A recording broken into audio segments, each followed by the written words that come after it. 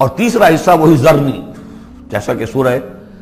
مزمل میں بھی ہم دیکھ چکے، سورہ نور میں بھی دیکھ چکے، وَذَرْنِي وَمَنْ خَلَقْتُ وَحِيدًا، چھوڑیے مجھ کو اور اس کو جس کو میں نے بنایا ہے اکلوتا، اکیلا۔ اس کے بارے میں اجماع ہے کہ یہ آیات جو ہیں ولید بن مغیرہ کے لیے نازل ہوئی، بڑی جائیدادیں تھیں اس کی دونوں شہروں میں، قریتین عظیم جو ایک مکہ اور ایک طائف ٹوین سٹیز تھی،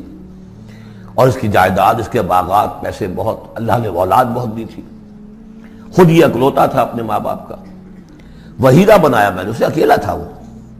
وجعلت له مالا ممدودا، اور اسے میں نے بہت سا مال دے دیا جو پھیلا ہوا مال ہے، شہروں کے اندر جائیداد ہے بکھری ہوئی ہے، وبنین شہودا، اور بیٹے میں نے دیے اسے جو اس کے نگاہوں کے سامنے رہتے ہیں۔ یہ بھی کسی شخص کی تونگری اور مرفہ الحالی کی علامت ہے کہ بیٹے اس کے نگاہوں کے سامنے ہوں، وہ ایکسپورٹ نہ ہو گئے ہوں امریکہ اور یورپ، معلوم ہوا کہ وہ تو گئے ہوئے ہیں بیٹے، ان کو دیکھنے کو بھی آنکھیں ترستی ہیں، سمجھے آپ، وہ تو پھر معلوم ہوا کہ کوئی بڑی ہی پتلی حالت ہے، شہودا، بیٹے سامنے موجود ہیں، وَمَهَّدتُّ لَهُ تَمْهِيدًا، میں نے اس کے لیے خوب بستر بچھا دیا تھا، خوب تمہید کی تھی، ثم یطمع وَنَزِيدُ، پھر وہ چاہتا ہے کہ میں اور بھی دوں اسے، کلا، بس اب نہیں، انہو کان لآیاتنا عنیدا، یقیناً وہ ہماری آیات کا مخالف اور دشمن بن گیا۔ وہ یہ تھا کہ ذہین بھی بہت تھا یہ شخص، اور یہ محسوس کرتا تھا کہ جو وہ محمد کہہ رہے ہیں ٹھیک ہے، لیکن یہ کہ یہ ساری میری جائیدادیں، میرے رشتے، میری دوستیاں، میری چودراہٹ، اس سب کا رسک میں کیسے لے لوں؟ تو یہی وہ شخص ہے جو سب سے زیادہ کمپرومائز کے لیے آپ پر زور ڈالتا تھا کہ محمد اس طرح نہ کرو، کچھ نہ کچھ اپنی بات منوا لو، کچھ لوگوں کی مانو۔ یہ جو رفت پڑ رہی ہے، a house divided amongst itself can not stand, قریش جو ہیں آپس میں تقسیم ہو جائیں گے تو پھر ہماری حیثیت کیا رہے گی؟ بہت مدبر انسان تھا، ایسا نہیں تھا کہ، تو یہ اس کی ساری ذہانت اور فطانت جو ہے، جس کو آپ ورلڈلی وائز کہتے ہیں، وہ بہت ذہین تھا اس اعتبار سے، اس دنیا کے حوالے سے، اور وہی شخص تھا۔ تو اس کا معاملہ یہ ہوا کہ ایک مرتبہ یہ کہیں گفتگو ہو رہی تھی بیٹھ کر چوپال میں کہ کیا کہیں ہم میں سے کوئی کہتا ہے یہ جادوگر ہے، کوئی کہتا ہے یہ شاعر ہے، باہر سے لوگ آتے ہیں، وہ جب سنتے ہیں مختلف قول تو وہ پریشان ہو جاتے ہیں، وہ سمجھتے ہیں کہ یہ خود پریشان ہے، جب یہ مختلف الخیال ہیں تو چلو میں خود جا کے اس شخص سے مل کر دیکھوں وہ کیا ہے۔ تو اس سے بہتر یہ کہ ہم ایکا کریں، ایک بات کہیں، تو اب یہ کہ کیا کہیں، اس پر مسئلہ پیدا ہو گیا۔ تو اب یہ کہ یہ گیا تھا حضور کے پاس بات کرنے، اور وہاں انہیں کچھ اندیشہ ہوا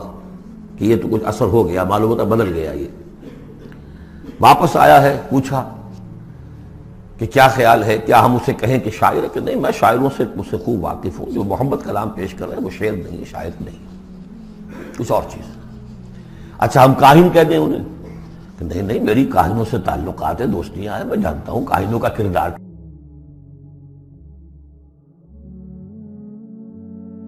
بھی لگ جائے، یہ کرتا ہے دو ٹوک بات، تو پھر کیا کہیں؟ ان کو یہ سمجھ میں آیا کہ یہ تو گیا، اس پر تو جادو چل گیا محمد کا۔ لیکن اس نے جب تیور دیکھے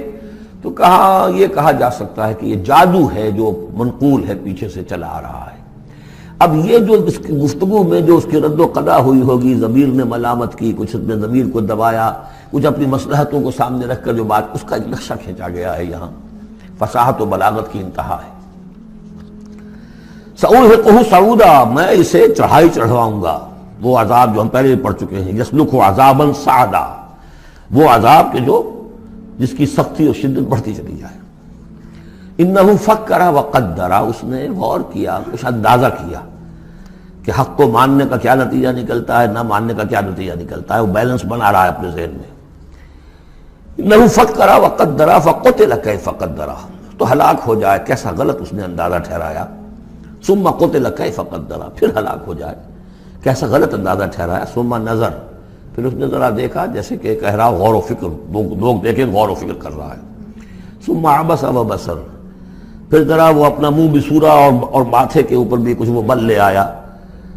ثم ادبر واستکبر، اور پھر ذرا اس نے تکبر کے ساتھ اپنی پیچھے کو مڑا۔ فقال ان ھذا الا سحر یؤثر، اس نے کہا نہیں بس ٹھیک ہے، یہ جادو ہے جو چلا آ رہا ہے، محمد کا کلام جو ہے جادو ہے، جادو اثر تو ہے۔ ان ھذا الا قول البشر، لیکن ہے بہرحال یہ انسانی کلام، یہ جو محمد کا دعویٰ ہے کہ یہ اللہ کا کلام ہے، یہ نہیں۔ سأصلیہ سقر، اب اس پر جو اللہ کا غضب بھڑک رہا ہے، ان قریب میں اس کو ڈالوں گا آگ میں، وما ادراک ما سقر، اور تمہیں کیا معلوم کہ وہ سقر کیا ہے، لا تبقی ولا تذر، نہ باقی رہنے دے گی نہ چھوڑے گی، موت بھی نہیں آئے گی۔ لواحۃ للبشر،